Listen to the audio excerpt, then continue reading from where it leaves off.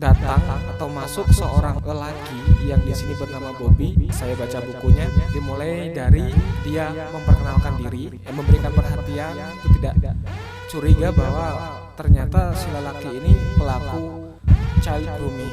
Ini si Joni menyapa, kemudian dia minta dimasukkan. Dia bilang nggak akan banyak persoalannya doang.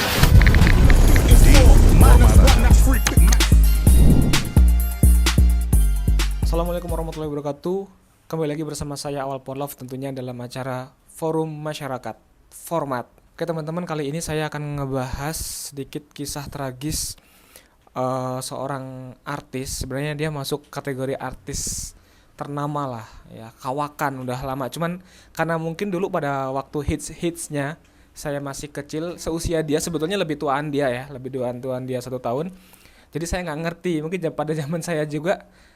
Zaman dulu itu ya belum ada HP, ada juga TV ya, nonton juga jarang. Paling nonton bisa numpang itu ke rumah temen.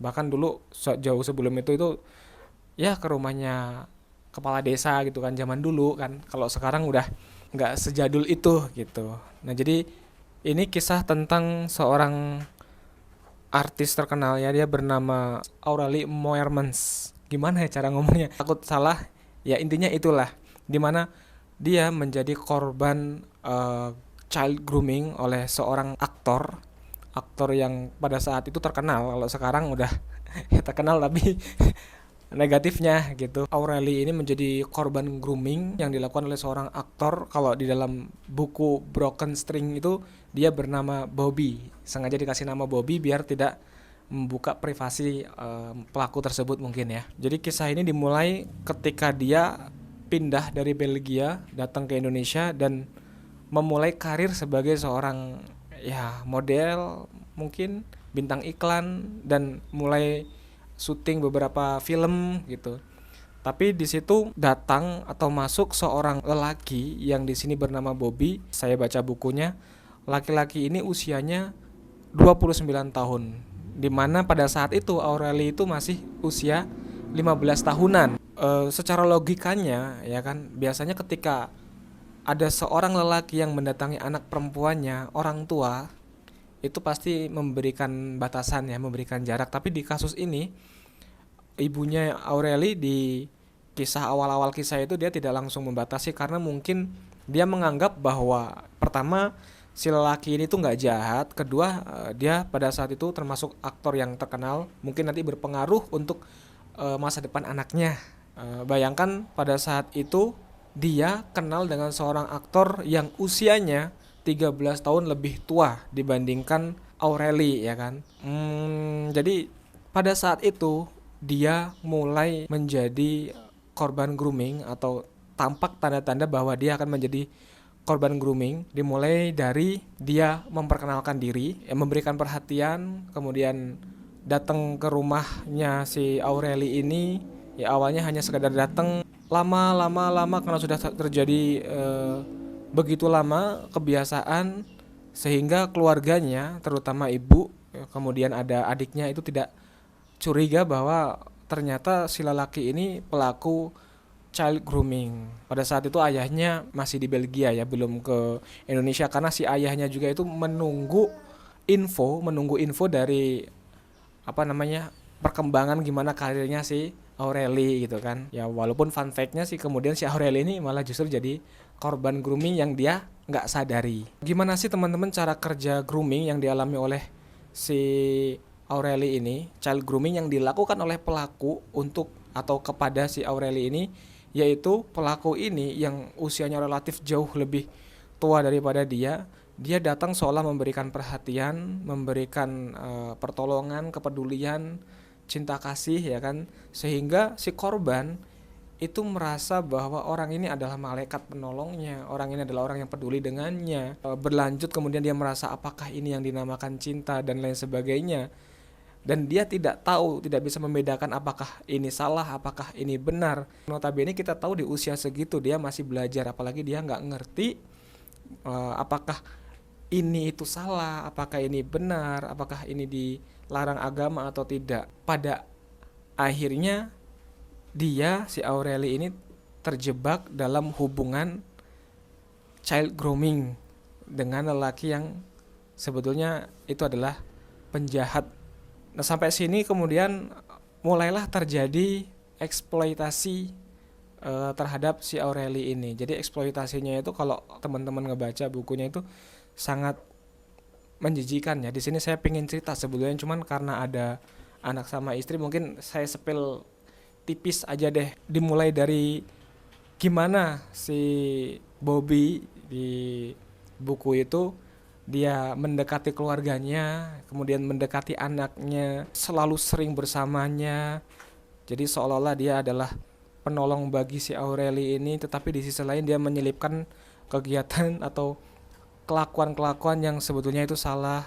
Ada satu momen yang sering dibahas sama netizen dan membuat saya juga agak ngilu ya, dimana si Bobby ini menunjukkan si John, dia mengatakan bahwa ini si John menyapa, maksudnya minta untuk ya mungkin nggak tahu dilayani atau apa, yang seharusnya itu dilakukan oleh suami istri. Bayangkan di usia si Aureli masih 15 tahun dan dia di sekitar 29 tahunan. Mengerikan sekali. Dan pada saat itu Aureli nggak ngerti dan dia bertanya-tanya di dalam hatinya, apakah ini yang dinamakan cinta, apakah ini normal, apakah ini, ya intinya dia bertanya-tanya, dia nggak ngerti. Tetapi mungkin di situ kemudian si pelaku ini ya memberikan pengertian, tapi di sisi lain dia juga mengeksploitasi, sehingga karena Aureli juga ini anak yang tidak mau terlalu terbuka kepada ibunya, terjadilah pemerkosaan. Dia juga tidak mau membuka kejadian itu kepada ibunya karena dia juga takut gitu, takut bahwa apakah nanti ketika aku menceritakan ini akan baik-baik saja, tetapi kalau tidak diceritakan itu gimana. Dan dia terpaku hanya dengan keadaan dia diam. Di sisi lain si Bobby ini menganggap bahwa itu biasa-biasa saja, seperti tidak terjadi sesuatu. Bahkan ketika dia sudah melakukan itu, dia keluar kamar dan menyapa keluarganya seperti biasa, menyapa ibunya seperti biasa. Mungkin itu salah satu yang membuat Aureli juga tidak terlalu, aku harus menyampaikan ini ke ibuku, meskipun pada akhirnya dia juga tetap merasa ada yang janggal, apakah ini dibenarkan gitu kan. Hingga suatu ketika kejadian ini terus berlangsung, sampailah kepada penguncian agar si Aureli ini mudah untuk dieksploitasi, di mana ketika orang tua sudah mulai memberikan batas atau jarak antara si pelaku dengan si Aureli ini, kemudian pelaku ini masih bisa mengendalikan Aureli dari jauh ya kan.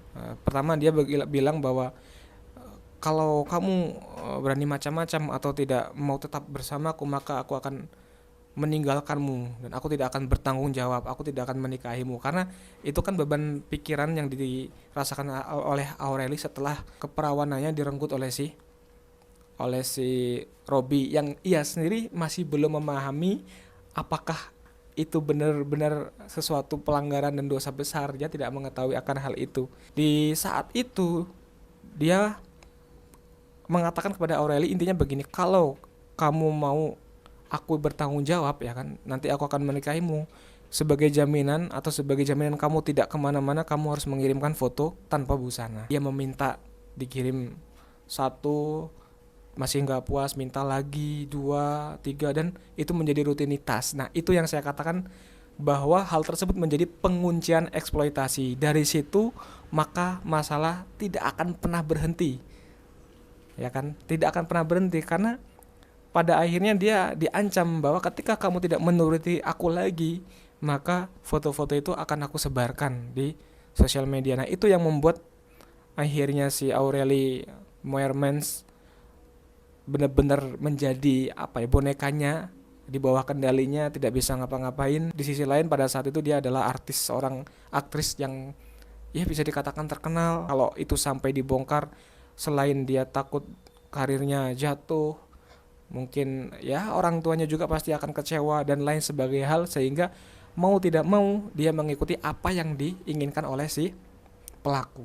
Bahkan pada usia 18, ini ada beberapa versi ya, tapi kalau saya yang baca, setahu saya di usia masuk ke usia 18 barulah dia diajak untuk menemui pastor atau petugas pernikahannya orang orang Katolik mungkin saya kurang paham, tapi pada dasarnya atau pada intinya si pelaku ini memanipulasi pernikahan, ya kan. Untuk lebih detailnya gimana kalian baca aja bukunya Broken Strings ya, karena saya juga kurang memahami pernikahan di Katolik itu gimana. Tapi menurut orang yang atau menurut ibunya, menurut mamanya itu tuh tidak sah ya kan. Itu dikonfirmasi lagi dengan video yang diupload di Instagramnya Aureli.